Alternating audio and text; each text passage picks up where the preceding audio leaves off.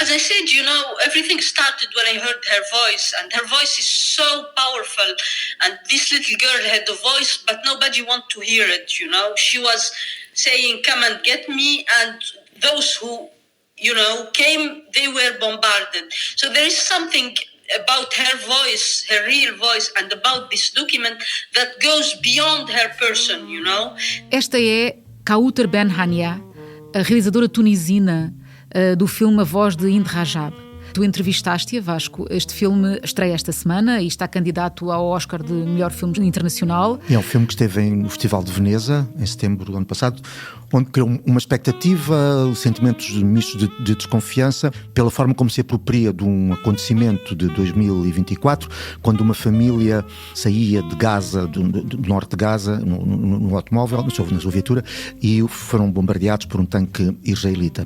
E durante algumas horas, uma sobrevivente tentou contactar, ou falou com os paramédicos do Crescente Vermelho, em Ramallah, a pedir ajuda. Era uma criança. Chegaram a aparecer paramédicos que foram de novo bombardeados, portanto, nem os paramédicos nem a criança sobreviveram.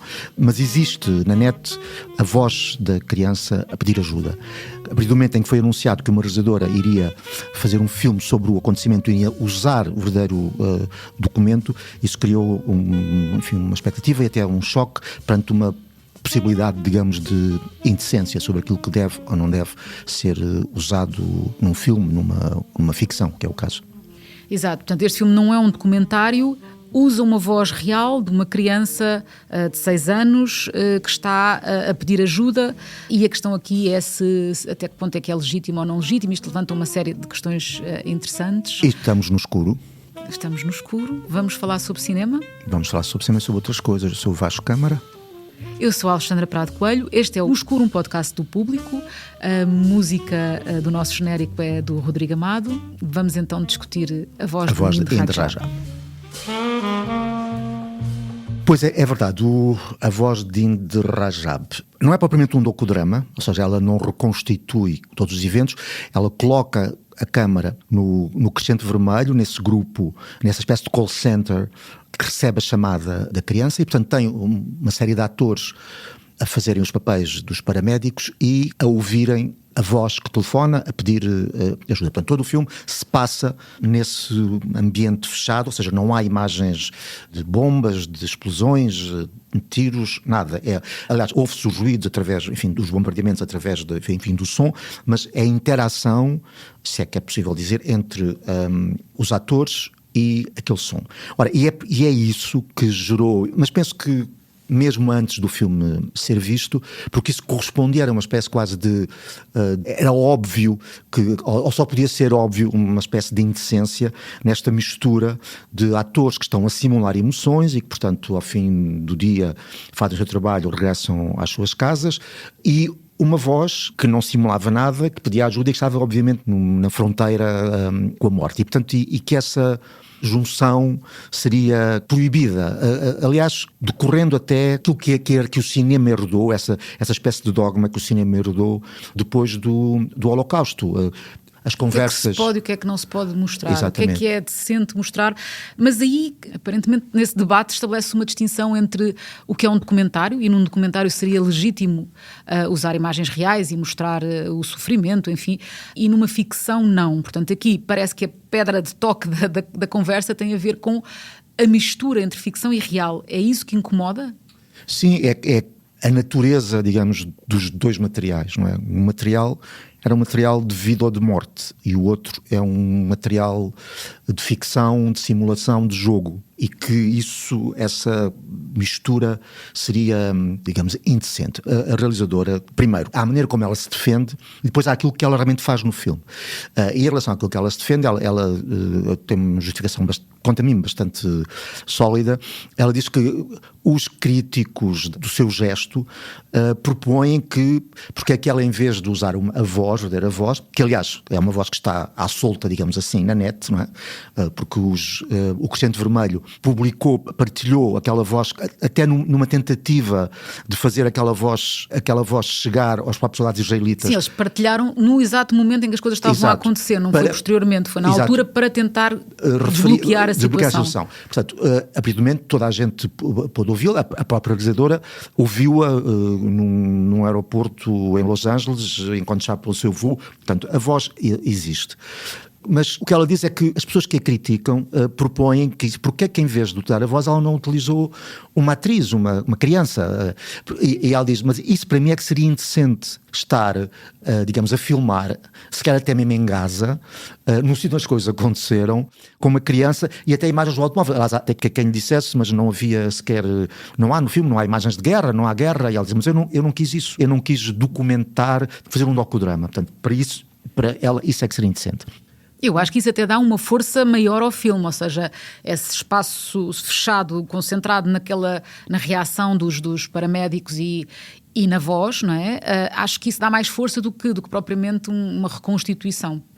Sim, mas há outra coisa, é que ela nunca escamoteia que aquele material, ou seja, o som, tem de facto uma natureza diferente do outro material do filme.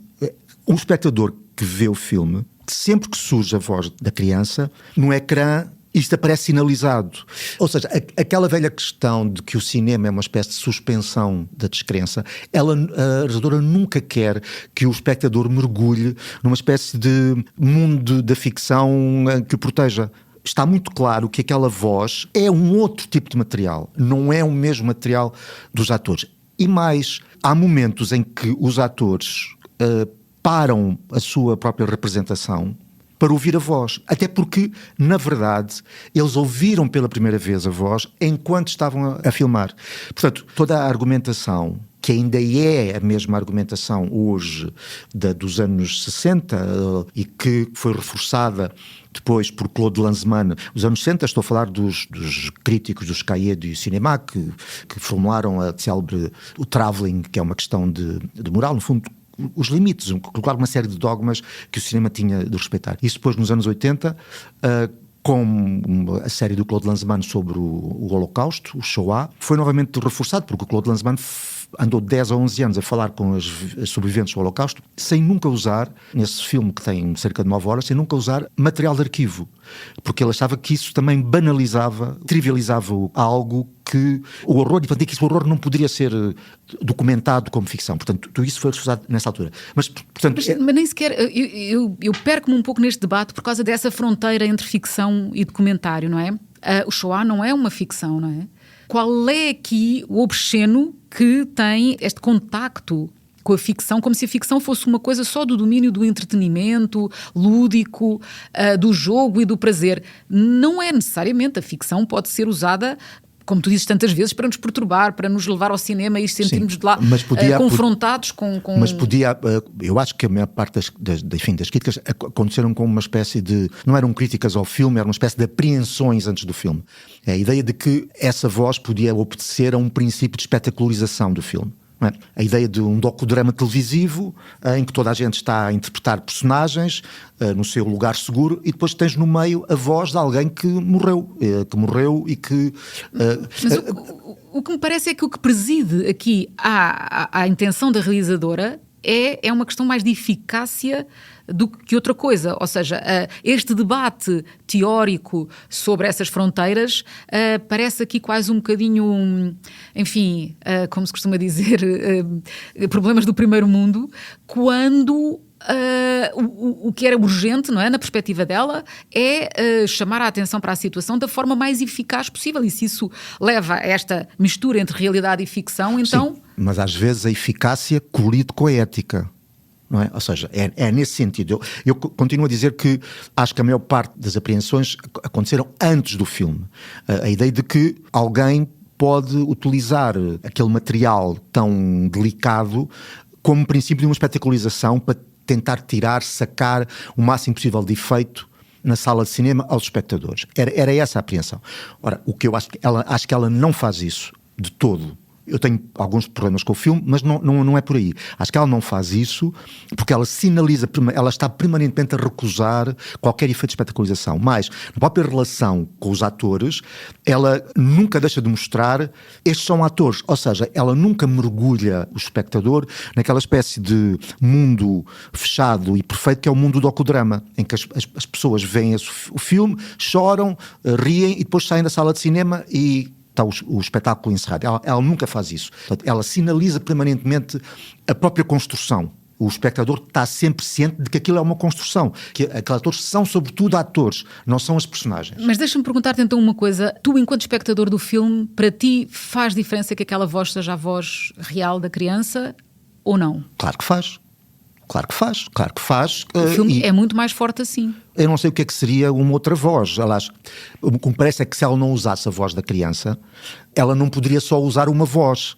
Ela teria que fazer digamos, o docudrama da forma mais convencional, teria que reconstituir, se calhar, teria que fazer quase um action movie, não é? Teria que fazer quase um filme de guerra, um pequeno filme de guerra, teria que filmar, porque é o facto do espectador saber que esta voz pertence à verdadeira criança que dispensa no filme qualquer outra necessidade de figuração. Não precisamos de ver figurada. Ela acha que isso é menos indecente do que figurar, ou seja, o que supostamente seria mais inócuo, mas no caso dela, na argumentação dela, seria mais indecente. Mas eu acho que ela não faz isso, de facto. Ela evita, com exceção da parte final do filme. Portanto, acaba o filme com uma série de fotografias do carro, da mãe da criança que sobreviveu. Que a mãe sobreviveu, porque a mãe não ia no carro, a criança inicialmente telefona para os familiares e depois é que telefona para os paramédicos. Eu acho que essas imagens não eram nada necessárias, nada, e aliás, até quanto a mim, contradizem tudo aquilo que o filme estava a fazer, e portanto não, é como se fosse uma espécie de... Aí sim, parece que há aí uma necessidade de aquilo que ela tinha evitado fazer, que era não há sangue, não há destruição, ela aí parece que... Entra numa lógica de documentário, não é? Sim, e eu acho que aí, de facto... Mas eu não tenho dúvidas nenhumas que o impacto que o filme tem é muito maior, porque nós ouvimos aquela voz. Eu tinha acompanhado a história, acho que quase muita gente acompanhou na altura, do drama da criança e tudo isso. Não tinha ouvido, apesar de ela estar em Planeta, é verdade, mas não tinha ouvido as gravações da voz, não senti necessidade disso, achei se calhar que era um bocadinho de voyeurismo na altura e portanto percebi qual era o contexto da história, percebi todo o drama sem ter a necessidade de ir ouvir a voz. Confesso que depois no cinema, sabendo que era a voz real, e enquanto o filme começa a decorrer, não é? Nós estamos no tal centro de operações do Crescente Vermelho e sabemos que vai acontecer o telefonema, não é? E eu tive uma espécie de pequena perturbação nos momentos antes da voz aparecer, porque realmente é outra coisa. E acho que há ali um fator que é o que a miúda diz e a ajuda que a miúda pede e todo o discurso da criança não é particularmente dramático naquele sentido de que se calhar numa ficção poderia ser, ou seja, a criança... No sentido de uma espetacularização. No sentido de uma espetacularização. É muito mais real, ou seja, a criança está confusa, ela não grita, não chora, ou seja, vai pedindo ajuda, mas apesar de tudo parece relativamente calma perante a situação. Nós só a pouco e pouco é que vamos percebendo que ela primeiro começa por dizer que os familiares estão a dormir, ou seja, nós vamos tendo consciência da própria situação à medida que os paramédicos também vão tendo consciência de que de facto o resto da família morreu e portanto aquilo torna-se aquele inferno e isto prolonga-se bastante tempo, mas esta naturalidade da realidade eu acho que perturba mais do que se tivéssemos ali uma coisa altamente dramática. Sim, sim, porque na verdade se fosse uma coisa altamente dramática e é uma espécie de reconstituição, nós espectadores estamos completamente ocupados já por milhares de imagens. Aliás, eu penso que todo o cinema dela, da Kauter Ben-Ania, é em que os filmes são sempre, atravessam as fronteiras do documentário e da ficção, sem preocupação em delimitar qualquer pureza dos géneros.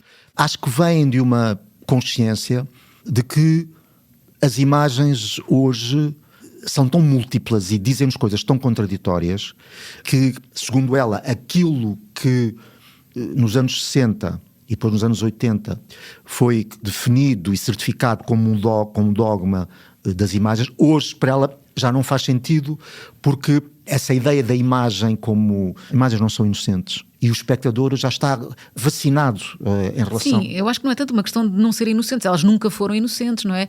É mais esse cansaço, esse excesso de imagens, e daí eu achar que a força do filme é precisamente, e estou completamente de acordo contigo em relação ao final e a essas imagens do carro e da mãe, que acho que eram totalmente desnecessárias, porque a força reside naquilo que se vai construindo nas nossas cabeças à medida que vemos e que ouvimos a criança a falar e que conseguimos imaginar o que é a situação. Ou seja, não precisamos ver o carro, não precisamos de ver nada, porque conseguimos construir isso nas nossas cabeças, não é? E se calhar essa maneira de evocar uma realidade é mais forte do que mostrá-la. Sim, e a decisão dela de centrar o filme nas figuras que estavam a ouvir a voz, não é?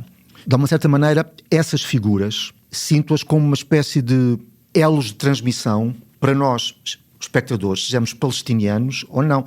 Aliás, os atores em Veneza contaram que ouviram pela primeira vez aquela voz, na altura estavam a filmar, e que muitos deles tiveram reações muito emotivas porque lhes evocou o seu próprio passado como crianças em Gaza. Ora bem, ou seja, há ali qualquer coisa de biográfico. Nós, espectadores, não temos essa... Enfim, espectadores portugueses, ocidentais, não temos essa... E, no entanto, eu penso que é através essa sensação que temos de que aquelas pessoas que ali estão não são as personagens como num filme convencional, que é uma criatura que ali está entre uma espécie de ponto de passagem entre o ator e a personagem. De alguma maneira representa-nos. Eu sinto que ela, quando filma aquelas pessoas a ouvir, que é uma espécie de quase imagem de duplo de nós próprios a ouvir. E, portanto, e acontece que sendo a reação deles verdadeira, não corresponde a nenhuma, enfim, emoção fabricada do ator, isso aproxima-os de nós, ou nós estamos naquela situação. Portanto, o filme todo ele é bastante desconstruído e está longe daquela espécie de ameaça de obscenidade que se parecia avizinhar-se. Eu próprio, eu lembro-me quando eu fui cobrir o Festival de Veneza, e já se falava muito deste filme, falava-se muito do filme, dizia-se que ia ser o acontecimento, ia ser a polémica. Eu posicionei-me e disse, bem, vamos ver o que é que isto é, porque de facto isto aqui tem tudo, tem uma série de condimentos para dar uma coisa perfeitamente horrível. Não, acho que ela vai por outro caminho. E, no entanto, isso diz alguma coisa sobre, por um lado, o poder que o cinema tem, não é? De vampirizar, de fazer porcaria, digamos, mas, por outro lado, também fala de uma certa impotência do cinema. Lembrei-me de um filme que estreou o ano passado, Com a Alma na Mão Caminha. Lembras desse filme? Sim, sim. Hello, how are you? I'm so happy to see you. Where are you now? Gaza. This is my neighborhood. No one live here or here or here. I decided to go to Cairo in order to cross through Rafah, but I couldn't because all the roads to Gaza were blocked. Instead, I started filming Palestinian refugees who were just arriving from Gaza. Through one of them, I came to know Fatem. É um filme também com uma fotógrafa palestiniana, não é? Portanto, ou seja, o filme é realizado por uma realizadora iraniana que estabelece contacto precisamente porque quer aproximar-se. Ela tenta chegar a Gaza e não consegue, não é? Mas dão-lhe o contacto desta fotógrafa, que é uma rapariga muito jovem, 20 e tal anos, e ela aceita conversar com ela via telefone. Portanto, chamadas com imagem. E aqui tens a voz da rapariga, de facto, mas tens uma coisa que é muito forte neste filme, que é a cara dela. Tu esperavas, enfim, ver de Gaza imagens dramáticas e tens um rosto de uma rapariga jovem, bonita e muito sorridente. Embora depois, ao longo do filme, ela vai-se percebendo que a força moral dela vai sendo abalada, obviamente, porque não há comida, a situação vai-se degradando. Mas aqui eu acho que é completamente diferente, não é? O filme, se calhar a questão que aqui se me colocou teve mais a ver com a responsabilidade, ou seja, nós sabemos que depois, no final, quando o filme é precisamente aceite no Festival de Cannes, no dia a seguir ao ter havido o anúncio da presença do filme no Festival de Cannes, a casa onde ela dormia com familiares foi bombardeada. E toda a família morre e ela morre. Também. A mãe, no caso aí, a mãe também escapou, porque a mãe não estava nessa noite, não estava em casa. E mais, no dia seguinte a isso ter acontecido, abriria uma exposição no Porto sobre fotógrafos palestinianos com obras dela. A coincidência entre o anúncio de Cannes e o ataque leva a suspeitar que há uma relação, ou seja, que é o facto... Aliás, é no próprio filme, das últimas conversas que elas têm, elas falam disso, percebe-se que a realizadora, que é Spideh Farsi, está preocupada, está a tentar saber se ela pode ter outro sítio, portanto, ou seja, há a suspeita de que este anúncio desencadeou o ataque. Parece-me que esse filme levanta essa questão, que é, há uma pessoa que está fora, que quer fazer um filme, com a melhor das intenções, que é mostrar o que está a passar em Gaza, não é? Que era uma coisa que, como sabemos, era difícil, os jornalistas não tinham acesso, etc. É óbvio que a fotógrafa palestiniana aceita isto e julgo que com toda, quer dizer, compreende o que é que está em causa e, portanto, assume este papel de alguém que está a fazer passar para fora, e penso que também que a força que ela demonstra ao longo do tempo e aquela resiliência, aquele sorriso, tem muito a ver com o que ela quer, com mostrar a coragem. Aliás, ela diz a certa altura que tem o maior orgulho é ser palestiniana, que fala muito dessa capacidade dos palestinianos resistirem, e é muito impressionante ouvir os bombardeamentos e os sons da guerra e vê-la a sorrir, não é? Isso acho que tem imensa força. Portanto, ela estaria consciente de tudo e eventualmente também das consequências que isso poderia ter.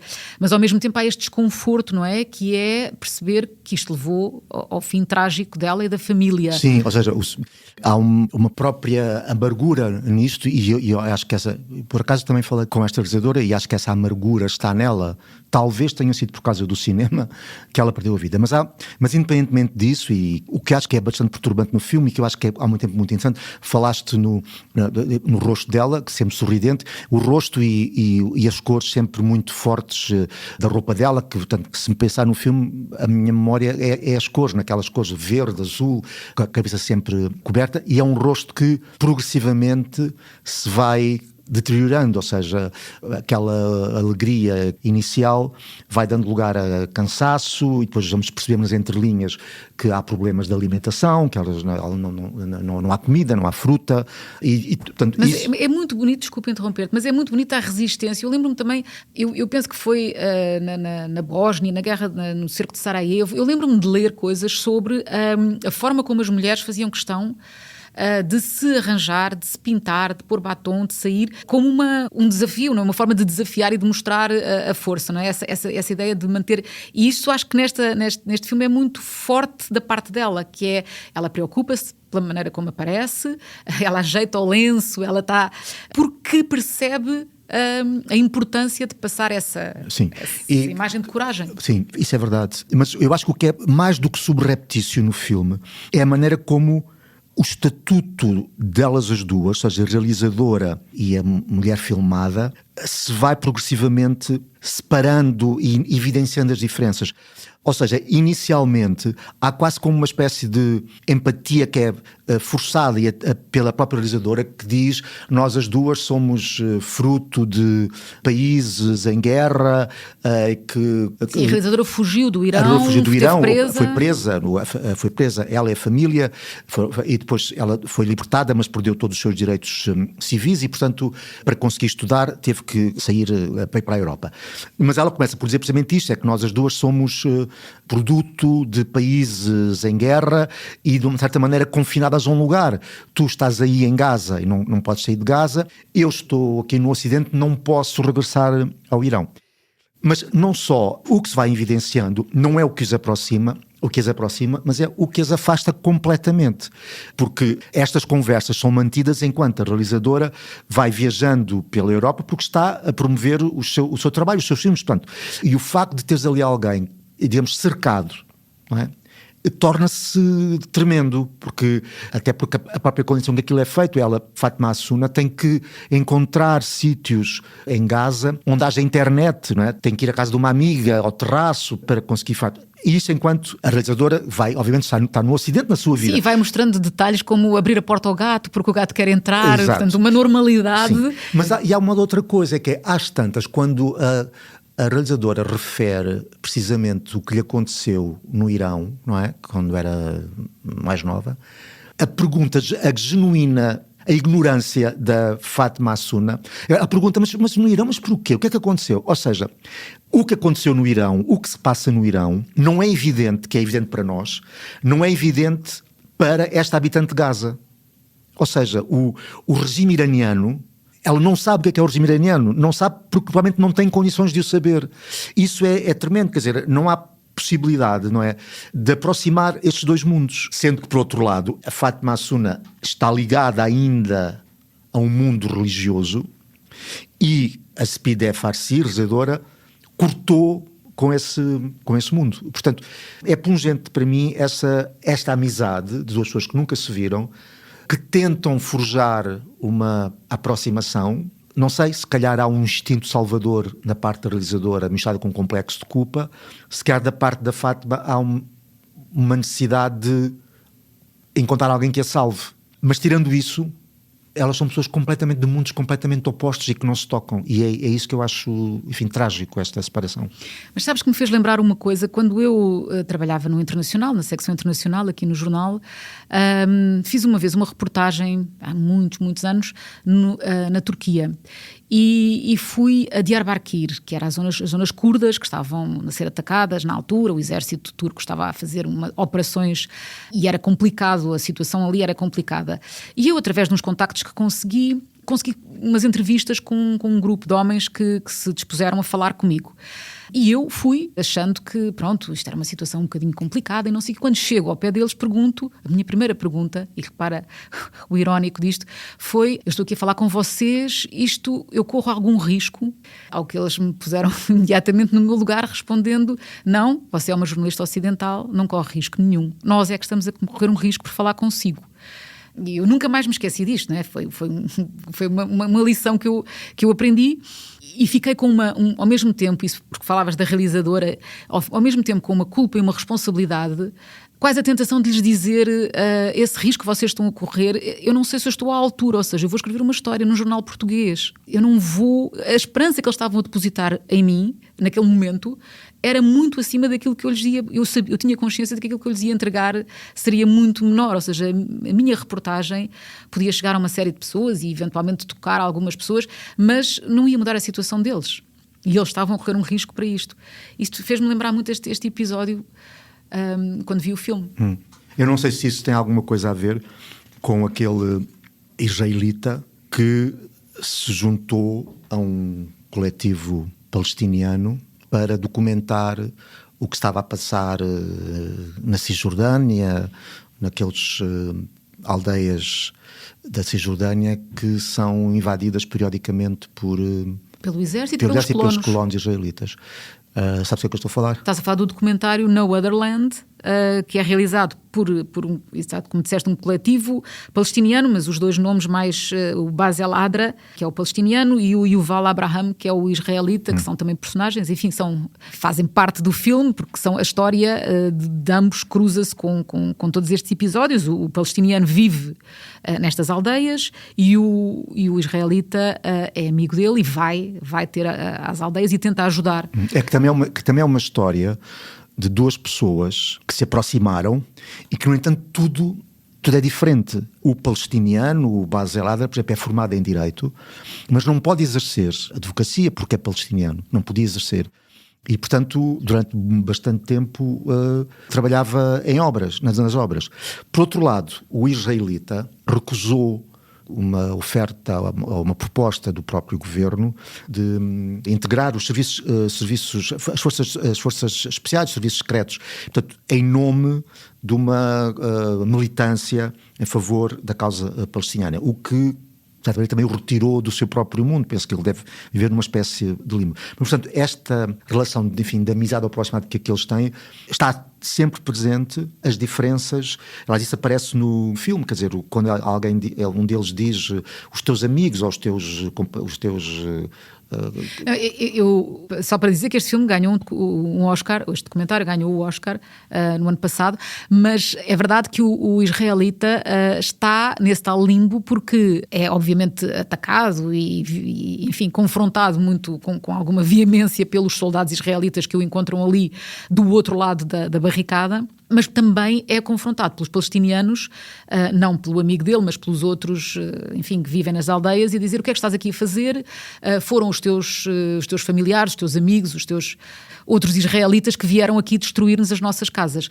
E ele, de facto, está ali numa situação em que não pertence a um lado nem ao outro, mas aqui volta-se a colocar a questão da eficácia, sabendo que estamos a falar de um documentário e não de um filme de ficção. Aqui já não se coloca essa questão da obscenidade, ou seja, nós vemos cenas, inclusivamente vemos um dos primos, penso eu, do Basel, a ser alvejado. Ele filma isso com a câmara dele. Exato, mas isso é porque este documentário, No Other Land, é feito, ou grande parte dele, é material que, por um lado, quer o Basel, quer outros elementos da sua família, foram filmando ao longo dos anos para documentar as violências e as invasões de que são alvo. E estamos noutra dimensão, não é? Estamos noutra dimensão. Para já, as imagens vêm deles próprios, ou seja, eles documentam a sua própria história, estabelecem a linha da memória, não querem precisamente que aqueles acontecimentos sejam esquecidos. Aliás, é a razão também porque o israelita, que não é um elemento isolado, ou seja, há essa movimentação de israelitas e não só, americanos, que vão para a Cisjordânia para ajudarem precisamente para estarem junto desse processo de resistência e de documentation. Portanto, o filme é feito, o filme é a própria voz é deles, das próprias vítimas que se documentam. E o que aconteceu foi que eles formaram um coletivo e deram forma, não é? Aliás, ele fala muito quando era miúdo, quando via o pai a ser humilhado, ou seja, aí eu acho que o cinema perde as suas fragilidades e as suas ambiguidades. Ou seja, a ambiguidade... Mas a questão, por exemplo, da banalização das imagens aqui não se coloca... Eu acho que não, porque quando se fala da banalização das imagens do Holocausto é outra coisa, é o facto de... A partir do momento, lembras-te que nos anos 70 a televisão portuguesa chegou a emitir uma série chamada-se O Holocausto, que era uma série até com Meryl Streep. Essa série foi um enorme sucesso e tornou o Holocausto... Eu vou dizer agora uma coisa perfeitamente obscena, tornou o Holocausto fotogénico nesse sentido.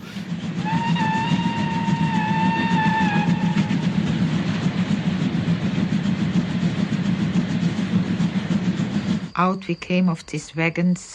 We had to line up. And I asked, where are we?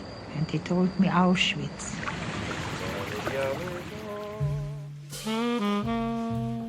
Começaram a aparecer, deu origem a uma série de filmes sobre o Holocausto, as próprias imagens de arquivo dos prisioneiros, com as suas roupas às riscas, tornou-se uma espécie de iconografia, perante a qual essa iconografia, pelo facto de estarmos permanentemente a ver, tornámos-nos imunes ao verdadeiro valor, à violência do que está a passar. Ou seja, não é preciso estarmos a ver as câmaras de gás ou as fotografias das ossadas. Não é só aí que está a violência.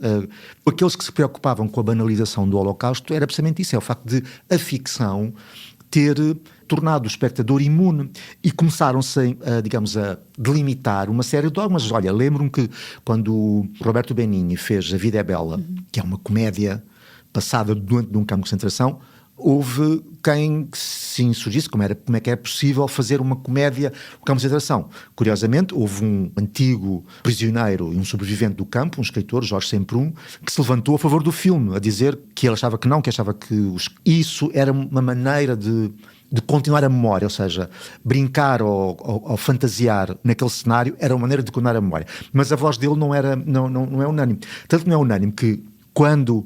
Lembras-te de um filme chamado O Filho de Saul? Sim.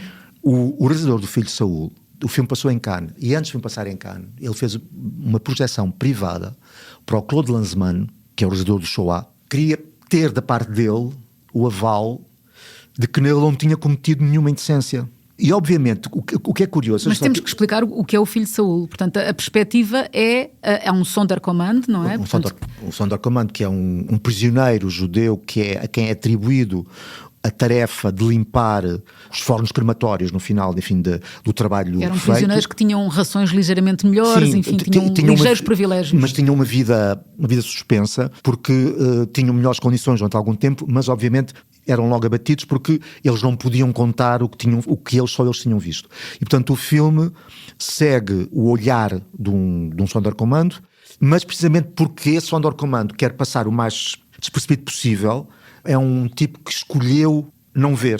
E portanto o filme negocia, digamos, a sua relação com aquilo que se pode ver ou que não se pode ver, com a própria personagem. Como a personagem não quer olhar, o filme também resguarda esse olhar. Ora, mas apesar de tudo, é uma ficção feita no Holocausto, ou seja, houve cenários que tiveram que ser construídos. Lembro-me que quando o Spielberg fez isso com a lista de Schindler, que foi o próprio Claude Lanzmann passou-se, porque sobretudo com aquela sequência em que os prisioneiros estão dentro da câmara de gás, e ele como é que é possível alguém reconstituir o que se passa numa câmara de gás, porque ninguém veio de uma câmara de gás para contar o que é que lá se passou.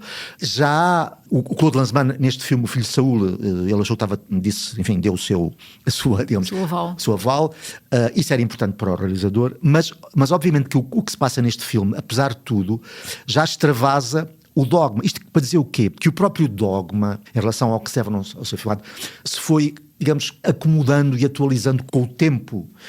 Isto para regressar ao que diz a realizadora do filme que estreia esta semana, quando ela dizia: isso aconteceu há muito tempo, esses dogmas, esses princípios foram há muito tempo, o mundo hoje é completamente diferente. Portanto, eu acho que estes princípios são uma espécie de pontos cardeais que acho que é importante ter presentes, mas é preciso olhar para os filmes, caso a caso, e perceber o que é que eles estão a fazer exatamente. Há um filme mais recente, que é o Zona de Interesse, não é? Que também fala do Holocausto de uma maneira... Ou seja, os nazis que vivem, os comandantes nazis e as suas famílias que vivem ao lado colados ao campo de concentração, são as personagens do filme, não é? Então, nós acompanhamos a vida banal e cotidiana, enfim, absolutamente normal destas pessoas, incluindo as crianças, etc., que vivem ao lado do horror que se passa ali. E isso é muito perturbante, não é? Quer dizer, o filme foi também muito criticado por causa disso. Acho que as pessoas também... É aquela velha questão que as pessoas confundem o que as personagens fazem, ou o que as personagens dizem, ou a maneira como as personagens se comportam, confundem isso como uma espécie de aval, statement do próprio cineasta ou do próprio filme. Isto é, uma personagem que mata não significa que o filme seja uma apologia do crime. Estou a ser grosseiro na comparação, mas é isso, quer dizer, a ambiguidade das personagens, o seu lado pusilânime, a sua cobardia, o elas não querem ver, a sua amoralidade, não significa que o filme esteja a fazer uma apologia disso. No caso desse filme, obviamente colocava o espectador num lugar estranho, num lugar bizarro, num lugar incomodativo, mas eu acho que essa de facto porque questiona também aquilo que nós muitas vezes, que é a nossa posição, que é sabermos que coisas acontecem e não as queremos propriamente ver. Só por causa desta relação, agora lembrei-me, há uma fotógrafa, e aliás há um filme sobre ela, que é a Lee Miller, que era uma mulher que foi durante a guerra, conseguiu chegar inclusivamente aos campos de concentração, contra tudo e contra todos. Portanto, ela faz uma viagem e consegue de facto lá chegar, e é das primeiras a fazer fotografias, obviamente muito chocantes, do que encontra, dos corpos, etc. E essas fotografias foram recusadas na altura pela maior parte das revistas onde ela tentou publicar, e aqui não era o facto de ser obsceno, acho que não era esse o debate, era as pessoas não estão preparadas para ver isto, que ainda é outra questão que se coloca nestas coisas com as imagens, não é? Que é demasiado chocante. Não estamos aqui, neste ponto, não estamos a proteger as vítimas de uma eventual obscenidade de se tornar entretenimento, mas estamos a proteger-nos a nós próprios, porque considerar que as revistas não quiseram publicar isto. Depois é uma questão que se coloca no jornalismo muitas vezes, não é? Que é até que ponto é que certas imagens, o impacto que elas podem ter vale mais do que o choque, que ao mesmo tempo é preciso gerir aqui estas questões. Eu lembro-me daquela criança que morreu há não muitos anos, não é? Que foi na praia, afogado. Foi muito discutido se deveria ou não publicar a imagem tal como... Mas nunca terá o mesmo impacto, ou seja, esta coisa de nos protegermos também do horror, a par do risco da banalização das imagens, é preciso pesar tudo isto, não é? Sim, porque às vezes de facto estamos a proteger-nos a nós próprios. Não estamos a proteger as vítimas. Eu acho que no caso do cinema, eu acho que o único sítio onde a violência é permitida, a ser permitida, e às vezes até é desejável, porque tem um efeito catártico, é a sala de cinema. Acho que fora dela ela não deve ser permitida. Eu acho que a violência, isto não é as pessoas que estão na sala começarem a bater-se umas às outras, é as pessoas serem violentadas pelas imagens, é uma aprendizagem, é conhecimento, é uma maneira de conseguirmos perceber o outro, é uma maneira de nos questionarmos. Esse tipo de violência, acho que ela devia ser permitida e ser encorajada. E eu acho que um problema hoje dos espectadores, e que eu acho que o próprio streaming não veio nada favorecer, é o facto das pessoas acharem que o cinema é uma espécie de spa, não é? É um sítio onde se vai para sair de lá reconfortado, não é? Vê-se umas pessoas a morrer, umas pessoas a chorar, mas depois há uma espécie de epifania, há uma espécie de um final, e saímos de lá, não há ambiguidade nenhuma. Quem morreu merecia morrer, quem não morreu merecia sobreviver, e nós achamos que contribuímos para alguma coisa. Ora, quando ficamos numa espécie de limbo moral, quando não sabemos bem o que pensar sobre o que está a acontecer, quando não sabemos se calhar somos demasiado parecidos com aquela pessoa que estamos a ver ali no ecrã e que não é uma pessoa muito recomendável, isso perturba-nos e depois viramos contra o filme. Ora, eu acho que hoje o espectador é um espectador que procura muito o conforto, e por isso se calhar também esta reativação deste tipo de questões e de problemas. Mas já que falámos em streaming, só para dizer que A Voz de Hind Rajab estreia em sala, mas Com a Alma na Mão Caminha e o No Other Land podem ser vistos no Filmino, portanto são filmes que estão disponíveis. Pronto, ficamos com estas questões todas e ficamos com muitos filmes para ver. Para não perder os novos episódios, subscreva este podcast do Público na sua aplicação preferida. Para além deste programa, há mais para descobrir em público.pt/podcasts. O Público fica no ouvido.